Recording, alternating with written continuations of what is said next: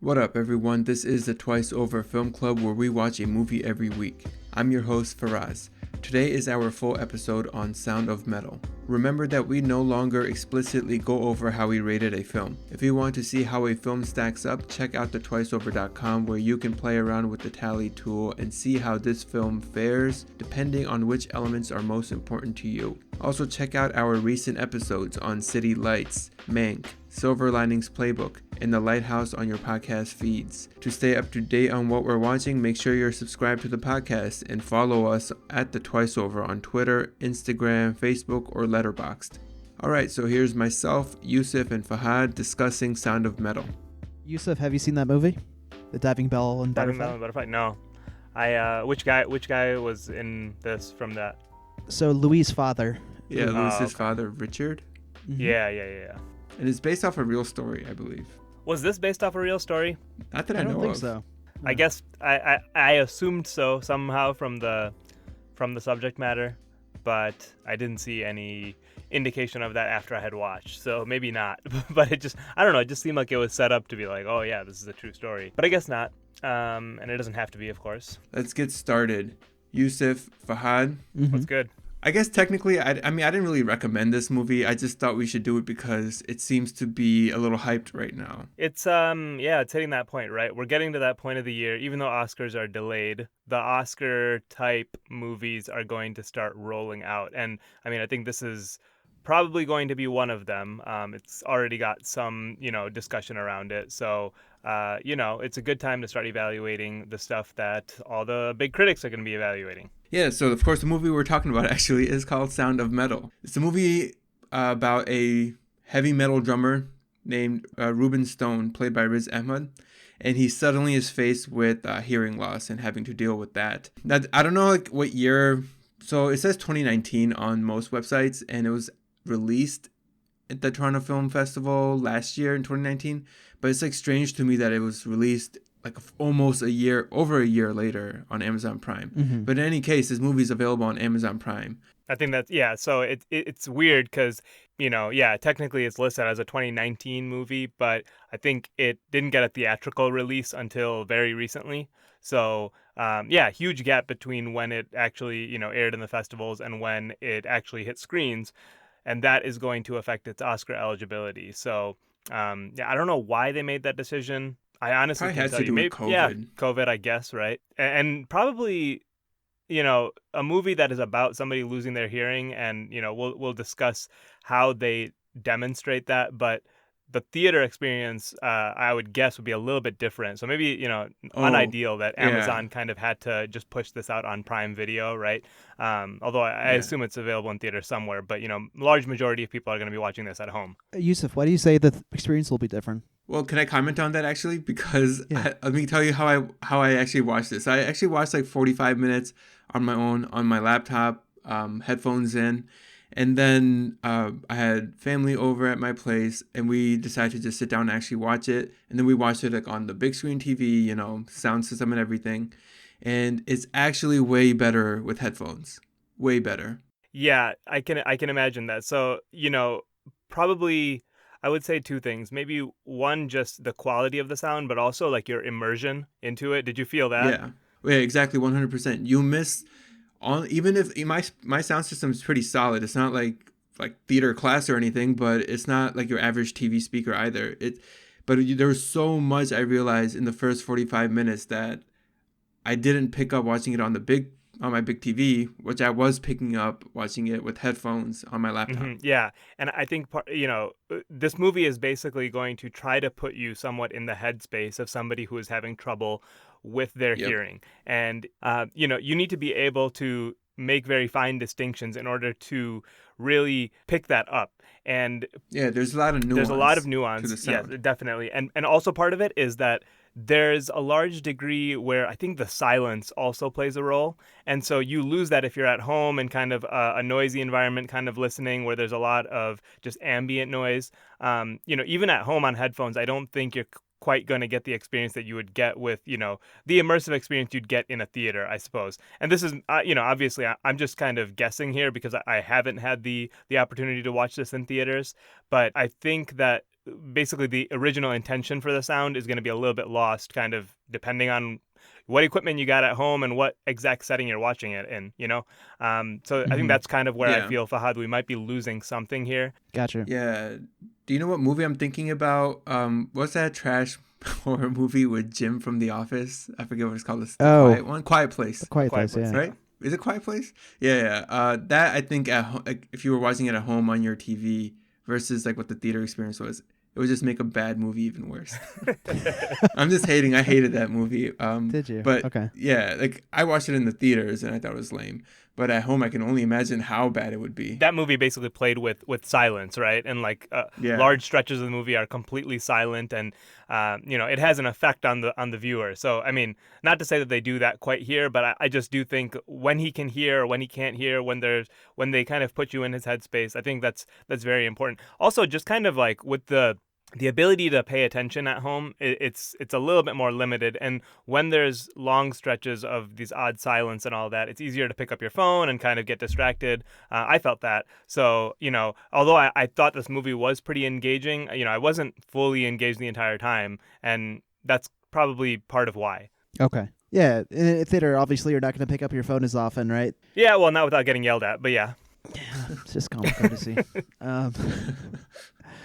All right, so high level, what did you guys think about this movie, and would you recommend it for others to watch? I thought it was a solid B+ movie, and yeah, I'd recommend it to others. I think I'd recommend it too. I think it has a good message. I think it was overall pretty engaging, and there's at least a couple things that you can really enjoy in this movie. Shout out to Riz Ahmed, man. I think he is a pretty phenomenal actor. Maybe he tends towards specific roles that he's really good at, but like I just do think when he, what I've seen him perform in, he really does hit it really well. I think he did a really good job with the portrayal here, because he has to do a lot with less dialogue and more just kind of his Raw emotions, exactly, right? his emotions, his expressions, all of that. And I think that's kind of where he shines. So I thought this movie was a good one for him, and I think so. If you've seen him in something and you've appreciated his acting, I think this is another one where you can go in and expect to see something from him. Yeah, I think acting is something we all consider to be pretty strong. Fahad, so in terms of our scores, like our average comes out to 88 for acting. Okay. I actually was super high on it. I gave it a 95, not just for Riz Ahmed, which he was really good, but also for Paul Raci, who played Joe. I thought he was like a super charismatic mentor type, and I actually don't have any idea like who he is, like if he's actually deaf or not. But So he was raised by deaf parents in Chicago. Oh, okay. But he is of hearing, so I mean, but he Gotcha. brought his experience, his childhood experience. So you mentioned my score for acting. My score accounts for the fact that Riz Ahmed in certain scenes, he blows it with his acting. It's in the diner scene. It's where he's having a conversation with Lou, and the voice level, it's pretty medium, and I think he doesn't excel in that. For him to excel in this movie, he's got to be like over the top emotions. And I think those are the scenes where he excels. That diner scene, I don't know, it just pulled me out of it. There's a smile that it cracks from his lips. They do the back and forth, right? They shoot one actor, then they shoot Lou. They go back and forth. It's a couple of those dialogue scenes where he just blows it. Okay, so there was one scene that I had in mind in terms of acting that I thought was, and I didn't actually blame the acting here too much. It was when Lou decides that she's gonna go, take a cab and go to the airport and go back to her dad's. Uh-huh. And she's telling Ruben, like, hey, you have to go back to the house and get help. Yeah. That scene, well, two things. It kind of happened super abruptly. She wakes up the next day and he's smashing equipment and he's like losing it. Yeah. And she just says, hey, I'm leaving and you're going to go back there. Like, it just happened like that. Yeah. It's not like she talked about it the night before that maybe you should do it. It was almost like, hey, maybe we'll try it out. But then she sees him going crazy and she's like, all right, I'm out. Anyway, that scene, I thought he executed it well, but just like the writing and the abruptness of it in terms of the pacing of the overall movie, it just came on so strong that it made it feel unnatural. But I'm not sure if it was really his acting. So I think the reason it feels so abrupt, there's a scene that's dropped in the cutting process. I think there's definitely a scene that got cut out with the editing process. So when they're speaking, she's writing in her diary, right? I paused it in that scene and I read the dialogue, and there's a lot of stuff there. It's like she's having conversation. She's like, "I'm gonna go back to my dad's. You should stay here," and stuff like that. So we catch him towards the end of the conversation where she's like, "You have to go back to that place." Yeah, so you think they were talking about him having to go back before, like, what they actually show. They cut out a scene right before that. Yeah. I did the same exact thing, by the way. I paused it and I was trying to read it all, and I wasn't sure if it was like necessary. I mean, because they don't give you like a close up shot on it or anything like that, right? So you don't have the visual opportunity kind of built in to read it. But I forced it. I was like trying to peer over. Yeah. So you're right. Maybe they did cut something out, and if they didn't, I think they just didn't feel it was that important to like really, get into the weeds on exactly what their fight was about. Just, you kind of figure, okay, you get the gist of it. Yeah, you can fill it in. Yeah, exactly. Yeah, you can fill it in, but it just doesn't feel, then that scene doesn't feel as natural when she's leaving and Ruben is kind of distraught at, like, facing this reality by himself. Yeah, I mean, I wouldn't really give this movie very much credit for the narrative. I think the narrative was sufficient. I don't think it was like perfect in terms of how they executed from one scene to the next like that. What they did was they didn't have much fluff, and so I'll give it credit for that. Kind of where it moves it's very fast paced. They get into the story right away, and they just get moving very quickly. So they just don't waste much time there. Yeah, as far as narrative, I gave it a 75 personally, and I thought it was fine. And the only thing I didn't like about it, I mean, the only like real knock I had on it, other than it just being like okay and average, was that it was a little erratic, mainly with the pacing. I think that diner scene kind of, you feel it. You definitely feel it in the scene when Lou decides to go to her father's, and then I feel like there's a couple scenes like at the house that you feel it too, where like, he's going back to his RV and selling everything. Like, there's no understanding of like how much time has really passed. Do we really know how long he spent at that house? I don't think we do. No, but at the same time, we get a shot of him cutting his hair, and his highlights are still there. So, which means his hair hasn't grown, because we know he's not doing highlights in his in this place, right? Yeah. Well, yeah, it doesn't look like it's grown, but like, I don't know. We have no idea. And then or they just didn't give that much fine detail to what his hair looked like when they were shooting this. Yeah. That's also a possibility, right? But there are a couple shots where they show like leaves changing color, but then those were like B-roll shots. But then the actual like, scenes with dialogue and the actors, those showed like a normal summer day almost in every single scene. So I had no idea like where they were in terms of season. I was trying to figure out like how long was he away? Like how long was he gone I would estimate at least a year. He picked up a decent amount of sign language, right? He was settling down. So I'd say at least a year. What do you guys think? A year seems long to me. I mean, I think you can pick up. I was gonna say 6 months. 6 months. I would even go shorter than that. I mean, it doesn't take. If you're full time committed to learning sign language, which he essentially is in this scenario, it doesn't take that many hours or just like raw time to pick it up. And so you can see that he's still kind of a beginner. And he's like fully engulfed in it, like everyone around him. Exactly. It's not like he's... Yeah. So, I mean, in my head, I thought it was more like, I don't know, 2 to 3 months, to be honest. Basically, it's not enough, whatever the timeline was, it's not enough time for him to really change his outlook on anything, right? It seems like he's still clinging to getting back to his old life and that this is like totally temporary, which is why I kind of thought it was kind of a condensed time frame, because a year seems like you're kind of accepting a new reality by that point. You know what I mean? Depending on the person, right? Right, exactly. And it seems like a lot of other people in the community took it better than he did, as from what we see. Okay, along those same lines, I did say 6 months, mainly because if it was just 2 to 3 months, I would have expected Lou to be a little more enthusiastic about seeing him. But like 6 months is like just enough time where she can herself move on. That's fair.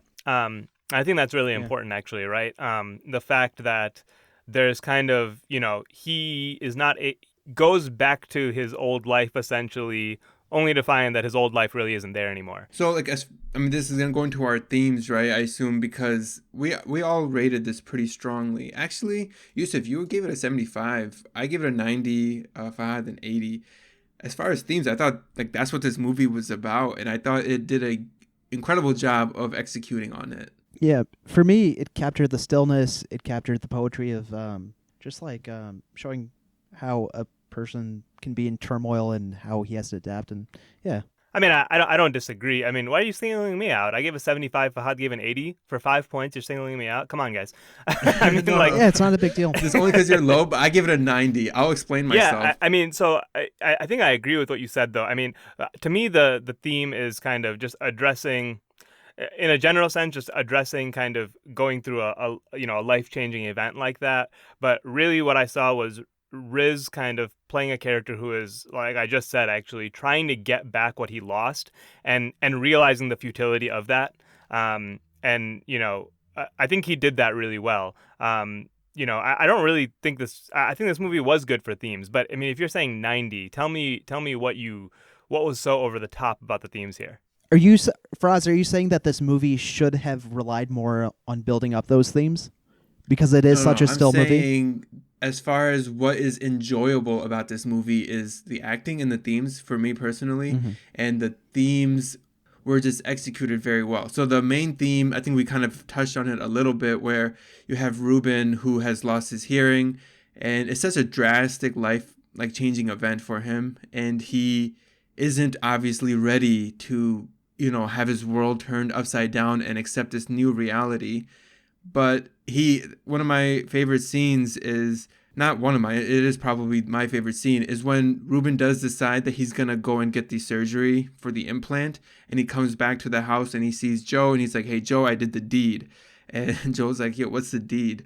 And he tells him, "I got the implant surgery." And he tells him, like, "Look, I need to start thinking about my life. I need to start thinking about what I need to do, because life just keeps going. It just keeps passing. It keeps passing." And like the irony of that is, while he's saying that, he's chasing something like in the past, while life has continued passing. On top of that, Joe has given him a very nice opportunity. Like a door has opened for him, even though it's a crazy setback for sure. But he was given an opportunity to start this new life with Joe at this house, volunteering his time, working in this community, giving his life some purpose. And he obviously botches it, right? He doesn't take that opportunity. He thinks that the implants will bring everything back to square one, not just in terms of his daily life or what it was, but also like literally his hearing, which it doesn't, obviously. I just thought the execution of all those things, like the ups and downs of it, was just on point in this movie. Like, it was done very well. And in that scene you brought up, it's Joe, right, that we're talking about? Yeah. Okay. Yeah. Yeah, he there's such a palpable feeling of betrayal in that, right? Where oh man, the way he says it, he's like, this house lives, or like, they believe in that that being deaf is not a handicap, and they need to be reminded of that every single day.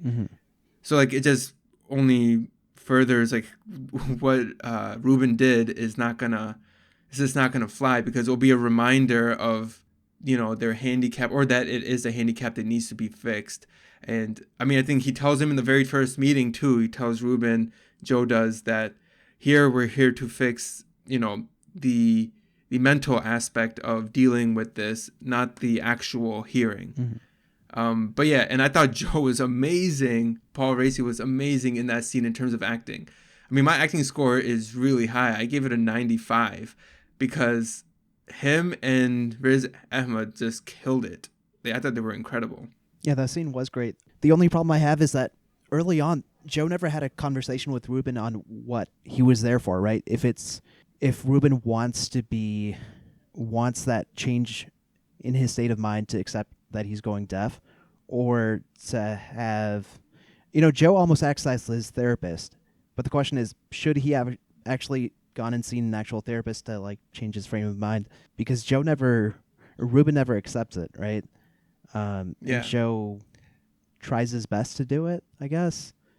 But they never have that conversation, frankly. It's a bit inconsistent, because I think Ruben pretty much tells him when they first meet that, I'm getting the implants. I just got to, get the money together, and I need some time.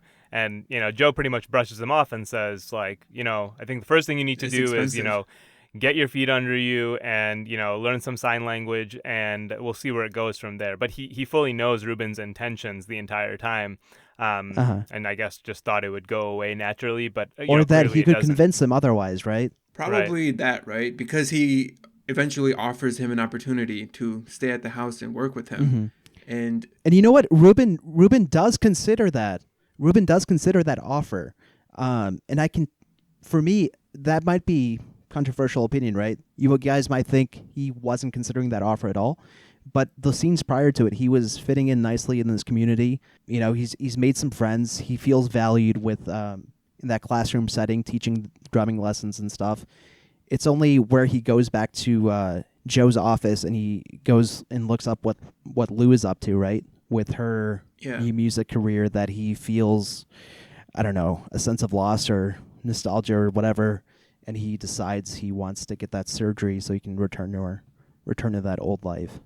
But and there was another scene. It's a moment of stillness. Ruben's sitting in Joe's study and he's writing and he's just looking out the window, and the camera just like slowly zooms in, and it's just like that perfect moment of stillness that Joe was describing in another scene. And we only see that moment of stillness once again, which is the very last scene of the movie, when he decides to just sit down and take off the implant thing and just look around him. But yeah, it's the same exact shot because it kind of slowly is zooming in, and then it cuts to what he would be looking at. I thought that was a really well done scene to end on.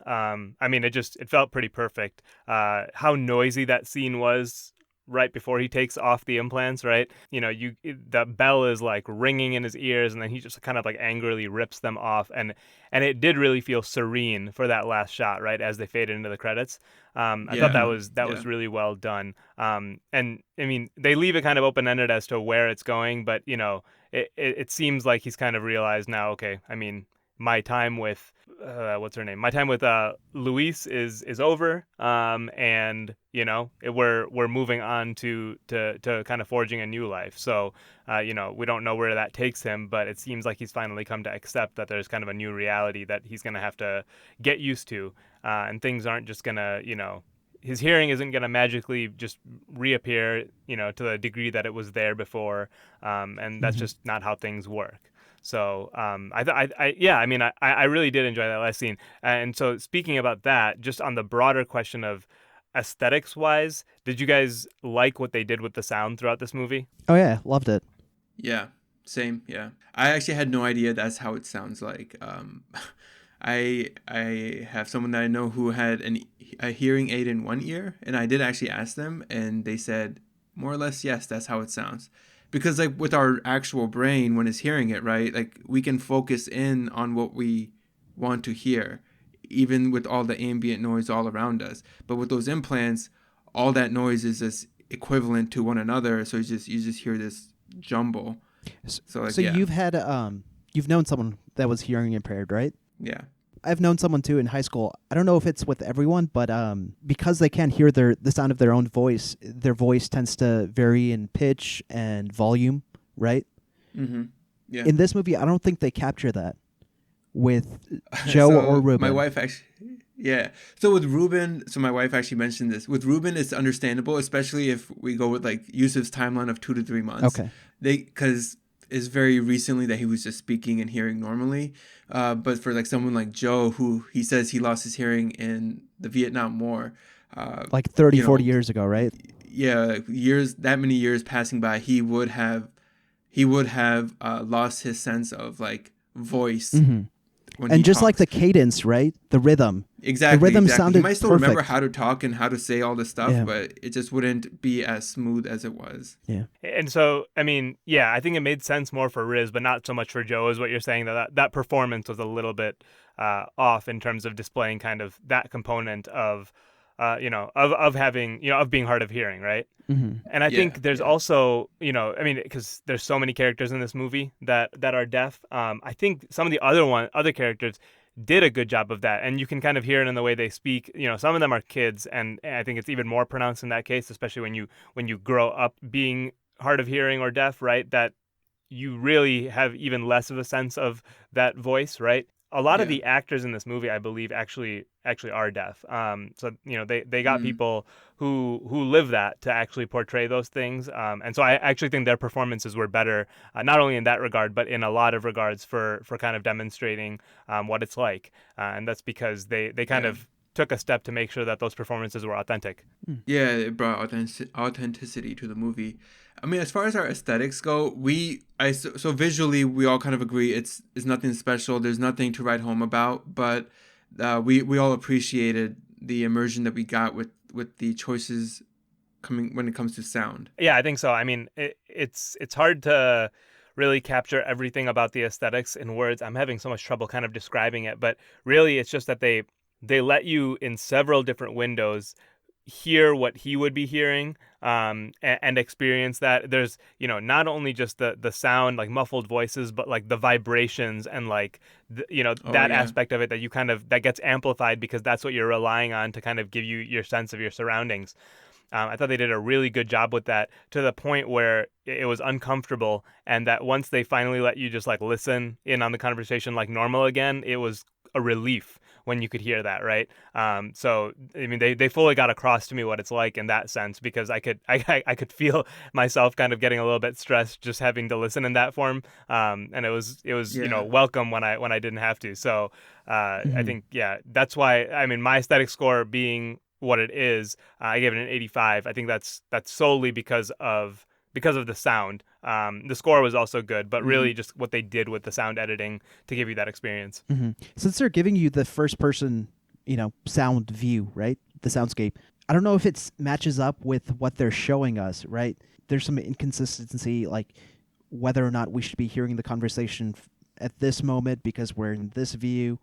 I don't know. Yeah, Fahad, I know what you're talking about. I Yeah. was kind of confused in terms of the timing of when they decided to go back and forth between the two different worlds, Yeah. right? Between hearing what Ruben is hearing and what the actual noise What and a sound is like like. omniscient viewer would be hearing, right, in that room. Yeah. Exactly. Yeah. So going between the two, initially it made sense, right? When he's like losing his hearing and like we're seeing him play the drums and it kind of fades into it. Hmm. Like we hear like the surrounding noise, and then as it's like zooming or panning towards him, it fades out and then we hear what he hears. But like I don't know, towards the end, like when he was walking in Paris, it was just random. Like sometimes you could hear, like when he's ringing the doorbell, Oh yeah. they decide to like eventually let us hear the actual noise at the end of it. But was that necessary, or was the first part necessary at all, where they just had us hearing everything that he was hearing, which was hard to make out, but it was enough to understand what was happening when he was ringing the doorbell.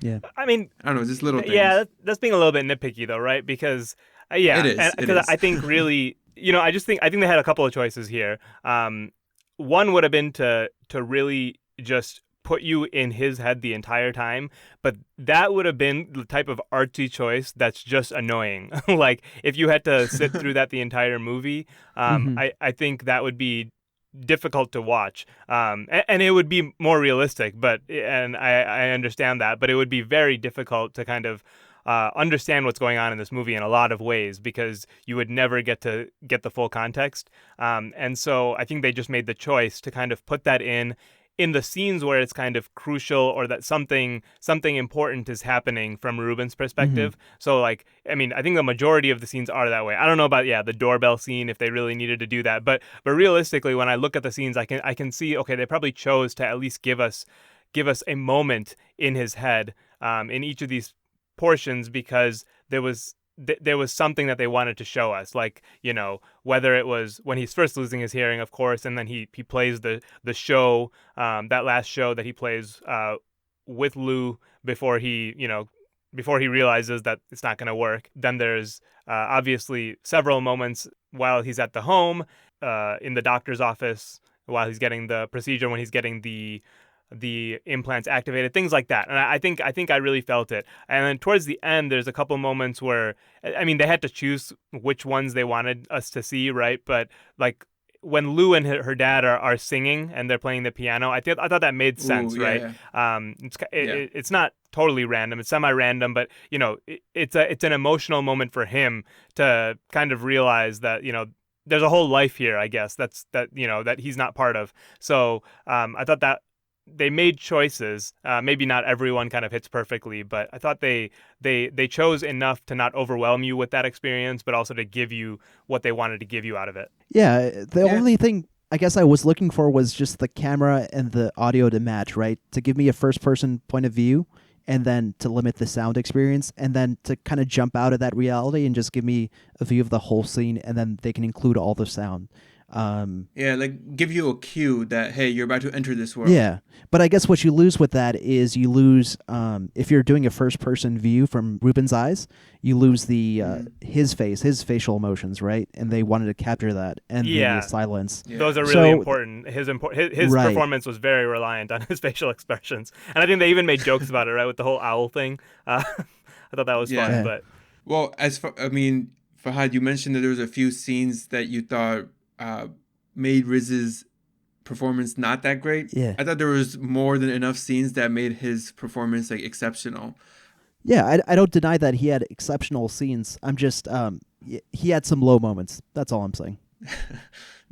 Another good scene that I really liked is when he goes to Paris and meets Lulu, and just like their chemistry that they have on screen, and how that, like Yusuf just said, he realized, like, this realization he has that there's this entire life here that she has, and it's totally not like what she thought it was, right? Like she thought her father was someone else, and now clearly she has a good relationship with her father. She's speaking French, right? She's changed her entire look. Just like these little things, and like his reaction to each thing, like each step of the way, and how it kind of compounds over, like one on top of one another. Because like from the initial, like seeing her in the bedroom, then going to the dinner party or the birthday party, and like walking around the garden in the back, and then seeing her sing with her father, just how his face and his expressions went from one scene to the next. It really hit home in terms of, exactly what he was feeling and the realization he was coming to. And obviously he tells her, right, when it comes time, when they're in bed together at night, and he's just like, we need to get back to it. Realizes she has like no interest in doing that just from her reaction, and he just accepts it right there. Yeah, and part of the chemistry you mentioned between the two actors, it's kind of like the actors. It's not the actors. It's the characters knowing each other's thoughts, right? Because he says it's okay out of thin air. He says it's okay, as if he's reading her mind. Yep. And I thought that was great. Yeah, just off her reaction, right? Just off the reaction that she gives him after he's talking about getting back to that life. Yeah, that was well done. I do have one question. What did you guys think of in that same scene that I mentioned that I loved, where Joe kind of has he does kick out Ruben because he got the implants, and Ruben's like, hey, I just need some money to get the RV back, and I'll be able to pay you back once I'm performing. But Joe says, from where I'm sitting, you look like an addict. Like, what did he mean by that? Like, obviously he didn't mean like, you're back to using, but like I didn't really understand what he was trying to say. I mean, he put himself in a bad position, sure, but like, how does that make him look like an addict? I don't know. I want to say this is kind of one of the themes that we were talking about, and it's kind of an expansion on it. But to me, he was trying to draw a parallel between the experience of an addict and just kind of having that short-sighted vision and just being like, I got to do whatever I got to do to get that next fix. He's almost equating somebody who wants to have their hearing back in that same way. And that's being a little bit dramatic, but I think, realistically what he's saying is that you need to accept this reality before you try to give up everything to try to get back something that you may never get or that may harm you, right? And that's exactly what ends up happening, where he just, he pretty much puts his whole life on mortgage to try and get his hearing back, and it's not what he thinks it's going to be. It's kind of this temporary relief, but then he goes into that party with Lou, and he realizes he can't even hear people making small talk with him. He's not going to be able to go back on tour. I think he knows it before he ever tells Lou, right? He's not going to be a drummer anymore. Like that's not happening. And so I think Joe is trying to communicate that to him. So he kind of says, like, you have that itch about you. So I kind of wonder what happens after the credits here, right? Like, does Ruben go back there? Does he reintegrate with that community, or what? Because he does kind of rip off his implants at the end, kind of Yeah. in a moment of clarity to some degree, right? Hmm. So, but yeah, that's kind of what I equated it to. In my mind, his future. This is purely speculative. He works with hearing impaired, and he does like music therapy or something along those lines. Well, I was gonna say, so clearly throughout this movie, we see him go through like the stages of grief, right? Like denial Hmm. initially, anger. What comes next? Acceptance. Bargaining. No, that's yeah, bargaining. So like, yeah, he's trying to bargain and get back what he can, and this is like where he's like mortgaging everything he has to get it back, and then his depression. I guess we don't really see him go through that. And then we don't really see him accept either. We can assume that maybe that last scene is him accepting, this new reality. And Fahad, I'm going to go with the ending in my head that he is going to go back to Joe and be like, hey, that opportunity that you were giving me, is it still there? Because I want to take it. That would be the nice ending, right? I mean, you see so many nice scenes where he does kind of find some joy in being part of that community. He's able to connect with them to a degree, and that kind of all gets betrayed when he goes to get the implants, right? It's kind of, Yeah. we were talking about in Silver Linings Playbook. We were talking about kind of how when you're at your low, some people they're not willing to accept the reality of a condition that they're having, or anything like that, and so there's kind of like this idea that like, no, I'm just like this right now, but like I'm gonna get back to what I was doing. I'm not like the rest of you. You guys are kind of, this is your life. Yeah. It's exactly Yeah, that it's what right he's there. doing, right? He was so happy to be with them. He got along with them so well. He connected with them, but in his head, he was kind of like, yeah, but I have a real life, This is not me. and he just didn't get Yeah. it. But I think he gets it at the end. So that would be my hope as well, that he goes back and he's part of a community like that where he really does fit in, and people understand him and what he's going through. We've kind of hit on everything I wanted to talk about. I mean, I will say I did like this movie. It's been a while since I've seen a slow, simple movie with just like a great performance. Mm.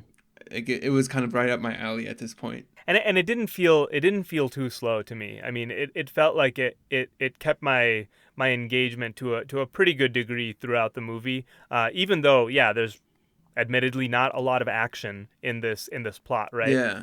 I guess I should say by slow, I just mean that a simple story that, you're not following too much. There's just one or two things that you're following along, and it's all about, how these characters are going through it, whatever that But wouldn't is. this plot be better if there was like, he time travels back and prevents himself from harming his ears, and none of this ever happens anymore until he realizes that he caused his own hearing loss by the actions he took when he traveled back? Wouldn't that be great? Wouldn't that be something? Sounds a lot like Tenet. Now that Tenet's available, everyone, you can go back and listen to our episodes on it. That's true, and the sound quality in that movie is pretty bad. So that was unintentional, but not like this movie where they have poor sound quality for a reason. This is kind of a random tidbit, but I did see that Riz Ahmed, I mean, he does really commit to his roles, I think, and he did so here as well. He actually learned how to play drums for this movie. He studied deafness for a while to make sure that he was capturing it correctly, and I think it paid off. It came across. Yeah, for sure, for sure. I felt like we mentioned before, the authenticity of like the situation and the rawness of everything was actually very, very well executed, and I never felt like it was being forced or like fake. Except for, I guess, I wouldn't have known because I don't know too enough people in the deaf community, but like my wife mentioned that, Joe talking so clearly and easily and with such cadence is not real. Right. But I wouldn't have I, noticed I that picked myself. picked up on that immediately. I thought that was just a decision they made. Yeah, a device, right? They just Right. they needed Yeah, somebody to have probably. kind of a coherent conversation with him just to move things along. And there's a lot of scenes that are not like that in this movie, right? Where I think the writing is really simple in a lot of scenes because of how difficult it is to communicate in that manner, especially when he's learning sign language. You just there's very little depth to some of the conversations. He's able to functionally communicate, but not really have much nuance to it, or there's not a lot of emotion to it a lot of times when he's communicating. So I think they kind of needed those scenes to kind of balance it out a little bit. Is that what you felt, Fahad? Sorry, I spaced out. I'm actually watching the diner scene again. My bad. I'm watching the diner scene again, and Lou is pouring her heart out, right? Because she's trying to feel for him, and he's cracking a smile. I don't know why they use this cut. Fahad, do you feel the same way about the scene when he initially gets the implants activated? Let me go back. Let me go there. And the doctor's like, let me make an adjustment, and he's just trying to react to it looks like he's panicking inside. So I think he nailed it for that scene. Okay. My only problem, because he also does the same, cracks a smile. Which I mean, obviously, he's not breaking character or anything. He's just I think it's a common reaction where you kind of almost laugh at how the absurdity of the situation. Yeah, I get that. There's certain it makes sense to laugh out of tension or laugh out of distress or something. But it's just a micro smile that I think it's not that expression. I mean, at the same time though, she's pouring his heart out, but he's not absorbing any of that, right? He's not even hearing it, and he's kind of, But she's crying. She's crying in her face. Yeah, but he's not used to absorbing the world in that fashion that he's now being forced to. You know what I mean? He's losing a lot of depth that he's used to having. So it's natural for him to not have the proper reaction to it because he's disoriented. I think you're cutting him too much slack. And not just that, he's in pure denial in this moment. So he's just wondering, why is Lou reacting like this? This is not a big deal. To be fair, yeah, he didn't get it at all at that point, right? He's like, what are you talking about? We're just we're gonna get the implants and that's gonna be it, right? I mean, like you said though, I think really we're watching a simple story with one continuous performance, and the movie is going to pivot on that performance. So I mean, I think he really committed to the role, and it showed, and I think it was worth watching. I think, Fahad, you think there's a few cracks in that armor perhaps, right? But I think really without his acting, this movie's probably not that good. Yeah, agreed. And then also I would say, as far as Joe being able to talk the way he was, I also think it just added to his charisma as a character, which was very high. He was very charismatic. It just made his character fit in with this story a little better. What his role is at the house, what he represents at the house, all that stuff. Mm-hmm. Can I ask one random question about Joe? Yeah, shoot. Why was he so mad that Ruben was fixing the eave on the side of the house? You want to bring that up, right? So it's the whole thing about fixing stuff, fixing your hearing, fixing the roof. Okay, yeah, that makes sense, I guess. He wasn't okay with it. Yeah, the reaction was it was overboard. He doesn't explain it, and because it happened earlier than the other stuff, it didn't make sense, right? Yeah, I was a little bit confused because he was like, "Listen, you don't have to fix anything around here." I was like, "What? What just happened? What is there? Are there Why drugs is he so under there? upset?" Right. Yeah, but I don't know. It kind of makes sense where it's he's trying to change his belief about what is the definition of broken and whether he's broken, and Joe's answer to that is no, you're not, and you don't have to fix anything. Maybe it's just an extension of that to a degree. Yeah. It's like priming him, you don't have to be in that frame of mind where you feel like you need to fix things or to, I guess. Yeah. I think that makes sense, actually. Now, that's a great point, because he does say something to the degree of, look, you don't have to fix anything around here. He actually says pretty much that. I mean, if I have to recall his exact words. And so he's really just talking about mindset overall, I suppose. I like it. Yeah. But I do agree, Yusuf. His reaction overall was just a little overboard, and I was whoa. He's a little unhinged. So bad about I was that? expecting him to get more unhinged after that, because I was like, something's up. But then he tells him, I'm going to give you coffee, and you're going to have a donut, and you're going to go to my study, and I'm still waiting for the punishment. And it's he gets that donut, man. Yeah. What an extra surprise, because he just said coffee. Anyway, but no, yeah.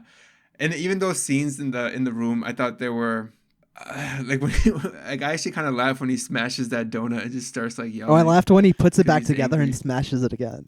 Yeah, smashes it again. What about the earlier scene where he's raging inside the trailer? That was something else. That felt uncomfortable, right? Oh, when Lulu wakes up to see to hear that. Yeah, exactly. Yeah. And she doesn't even. She can't even she's not even able to intercede because he's I don't know. He's just thrashing so hard that she's afraid to even get near him.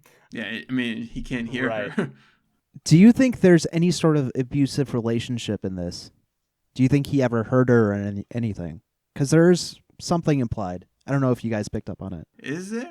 Well, I think what I didn't pick up. are you anything. referring to kind of where she says like if you hurt yourself, I hurt myself or something like that, right? So I mean, there was clear self-abuse going on somewhere in this relationship. Yeah. I think. Yeah. Self-abuse for sure, because you see the cuts on her arm and stuff like that. But then Yeah. she resorts to scratching or aka hurting herself when there's some sort of tension, right? Yeah, any sort of anxiety. Anxiety. Yeah, maybe it wasn't implied. Yeah, I didn't think it was reading on I don't think it was suggesting that there was abuse within their relationship with each other necessarily, especially Yeah. because kind of that last kind of tender moment they have, I think really summarized what they did for each other. And, it seemed like, she just kind of says, or he says, you saved me. And she says, no, like, well, you saved me too, right?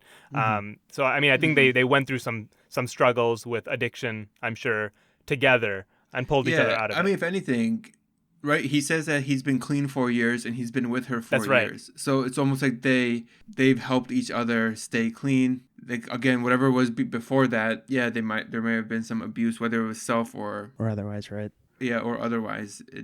I don't think it existed within them as a couple. Yeah, you're probably right. As a recommendation, if and when you sit down to watch this movie, try to watch it in a quiet environment and try to watch it in one sitting, because And watch it with headphones. Honestly, yeah, it's I just think the more immersed you can be and the more continuous of an experience you can have, the better you're going to get what they were going for here.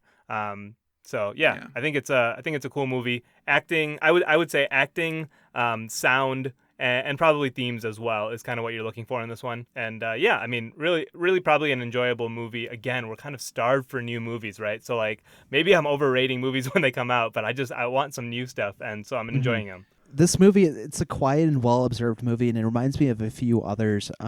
If you do end up enjoying it, check out the movie Patterson. It's directed by Jim Jarmusch. It's got some similar things going on for it. You're not gonna mention Diving Bell and Butterfly in the Butterfly? Nah, it's too old. Our audience is probably old. I don't know. I don't know who our audience is. What do you think our audience is? I don't know. Well, yeah, if you do like this movie, I guess you should watch The Diving Bell and the Butterfly. Actually, the main actor in that is in this film as well. Mm-hmm.